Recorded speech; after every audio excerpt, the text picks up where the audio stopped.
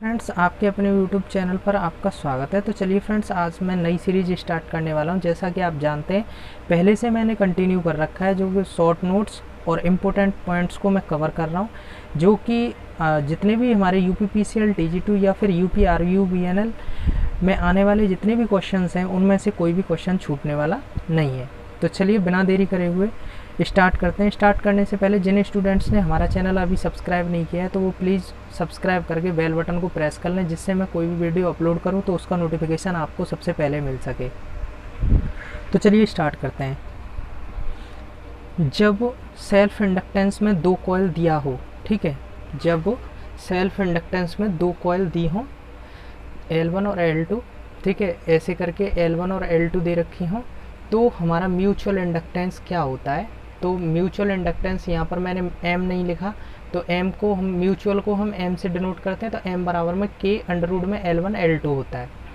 Next point है हमारा कि जब दो इंडक्टेंस सीरीज में कनेक्ट हों, ठीक है, तो टोटल इंडक्टेंस ऐड करके हम फाइंड कर लेते हैं, ठीक है। जो हमारे इंडक्टेंस हैं, ठीक है, वो अगर सीरीज में कनेक्ट है तो उनको हम कैसे करेंगे, L1 और L2 कनेक्ट कर लेते हैं, ठीक है।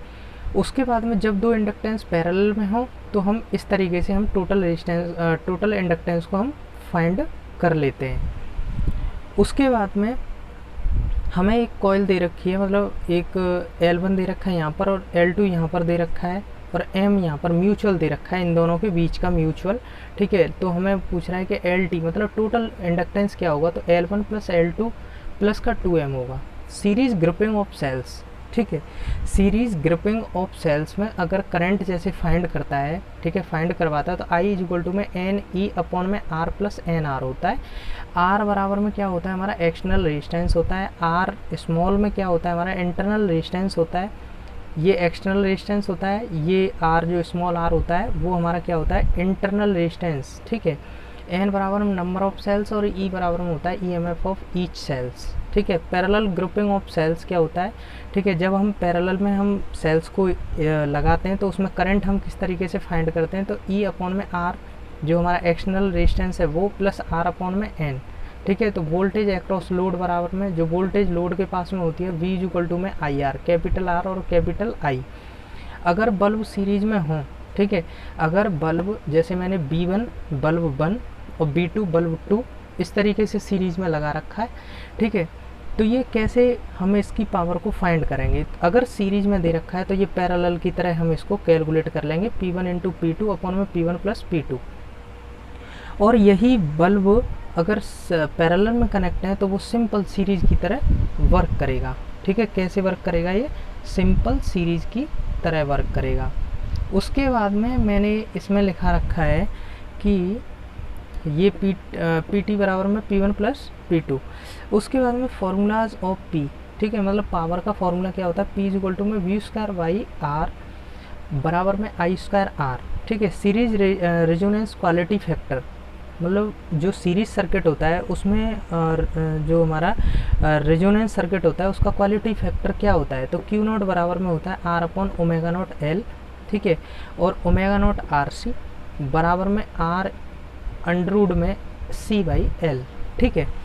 उसके बाद हम चलते हैं, ये हमारा ऊपर थोड़ा सा करेंगे इसको, ठीक है, ये इस वाले पॉइंट पर चलेंगे। Parallel resonance circuit Q note, ठीक है, Q नोट बराबर में omega naught L by R बराबर में ओमेगा नोट RC बराबर में 1 upon R L by C, ठीक है। ये सिंपल ये किसका होता है, हमारा पैरेलल रेजोनेंस सर्किट का होता है।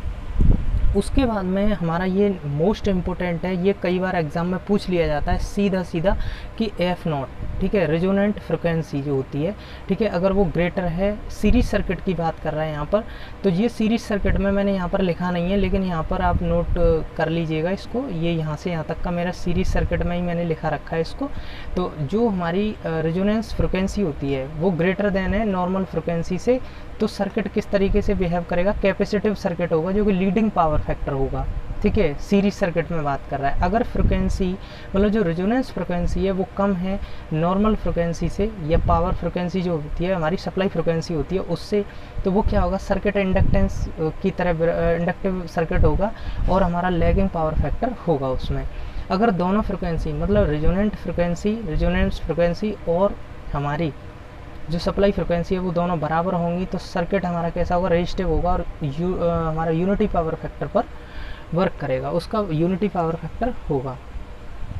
उसके बाद में फील्ड वाइंडिंग किसकी बनी होती है, कॉपर की फील्ड वाइंडिंग बनी होती है। सिलिकॉन मिलाने से हिस्टैरिसीस लॉस कम होता है। किसी भी मटेरियल में हम क्या करते हैं, अगर हम सिलिकॉन मिला लेते हैं तो उसमें हिस्टैरिसीस लॉस कम हो जाते हैं। लेकिन जब हम स्ट्रिप्स बनाते हैं तो स्ट्रिप्स की जो थिकनेस होती है वो कितनी होती है, 0.5 mm होती है, जो कि हम ट्रांसफार्मर की जो स्ट्रिप्स बनाते हैं, ठीक है, जो कोर होती है उसको स्ट्रिप्स में काट लेते हैं जिससे कि एडी करंट कम होता है, ठीक है, एडी करंट की वजह से हम उसको स्ट्रिप्स में काट लेते हैं। ओके उसके बाद में हमारा कोर लॉस क्या होता है, कोर लॉस बराबर में हमारा, इसी को हम मैग्नेटिक लॉस भी बोलते हैं, इसी को हम आयरन लॉस भी बोलते हैं। तो ये बराबर में क्या होता है, hysteresis loss plus eddy current loss, ठीक है। ये तीन लॉस, इनमें से कोई सा भी पूछ ले कि ये किसके बराबर होता है, तो hysteresis loss plus eddy current loss, ठीक है। लेकिन जो स्ट्रे लॉसेस है, ये तो मैंने कई बार एग्जाम में देखा है कि जो स्ट्रे लॉसेस है उसके बारे में पूछ लेता है कि जो स्ट्रे लॉस होता है वो किस किस के बराबर होता है। तो ये सिंपल जेई में भी आया हुआ है और मुझे लगता है कि इस बार के एग्ज़ाम में ज़रूर ही आने के चांसेस हैं, तो इसको अच्छे से रिवाइज़ करेंगे। इसे स्ट्रे लॉसेस बराबर में होता है हमारा आयरन प्लस मैकेनिकल लॉसेस, ठीक है, मैकेनिकल लॉस। उसके बाद में फ्लक्स डायरेक्शन क्या होती है, हमारे जो फ्लक्स होता है, ठीक है, जो फ्लक्स हमारा होता है उसकी डायरेक्शन क्या होती है, नॉर्थ से साउथ की तरफ होती है। क्या होती है, नॉर्थ टू साउथ की तरफ होती है। अच्छा, फॉर्म फैक्टर क्या होता है हमारा, फॉर्म फैक्टर होता है आरएमएस, मतलब आई लगा दो, बी लगा दो यहाँ पर, ठीक है। अगर यहाँ पर आई लगाओगे तो यहाँ पर भी आई लगाओगे, यहाँ बी लगाओगे तो बी यहाँ पर भी लगाओगे। अगर आई आरएमएस वैल्यू अपन में आई एवरेज वैल्यू, ठीक है, इस तरीके से करेंगे तो ये फॉर्म फैक्टर निकल जाएगा। फॉर्म फैक्टर हमारा क्या होता है, फॉर्म फैक्टर होता है 1.11 और आरएमएस वैल्यू हमारी कितनी होती है, 1.1 इंटू एवरेज वैल्यू, ठीक है। लेकिन आई आर एम एस कितना होता है हमारा, I R M S value कितनी होती है, I M by root 2, I average बराबर में कितना होती है 2 आई एम बाई पाई, ठीक है, फॉर साइनोसॉइडल वेव्स, ठीक है, ओनली। उसके बाद में आई एम बराबर में क्या होता है हमारा पीक वैल्यू होती है। ये जो वैल्यू दे रखी है यहाँ पर आई एम, ठीक है, ये हमारी पीक वैल्यू होगी। तो पीक फैक्टर बराबर में क्या होता है, maximum value upon RMS value, मतलब मैक्सिमम वैल्यू तो हमारी यही होगी, लेकिन जो आरएमएस वैल्यू है वो हमारी ये होगी। तो इससे हम क्या निकाल देते हैं, पीक फैक्टर निकाल देते हैं। तो आज की सीरीज़ को मैं यहीं पर फिनिश करूँगा, और जिन स्टूडेंट्स ने अभी भी मेरा चैनल सब्सक्राइब नहीं किया है तो वो प्लीज़ सब्सक्राइब करके बेल बटन को प्रेस कर लें, जिससे मैं नई नई वीडियो अपलोड करता रहता हूँ उसका नोटिफिकेशन आपको जल्दी से जल्दी मिल जाए, जिससे कि आप अच्छे से यूपीपीसीएल TG2 या फिर अदर स्टेट के जितने भी टेक्नीशियन ग्रेड 2 या 3 के एग्ज़ाम्स होते हैं उसमें आप अच्छे से सफलता ले पाओ। Thank you for watching this video, subscribe करना ना भूलें।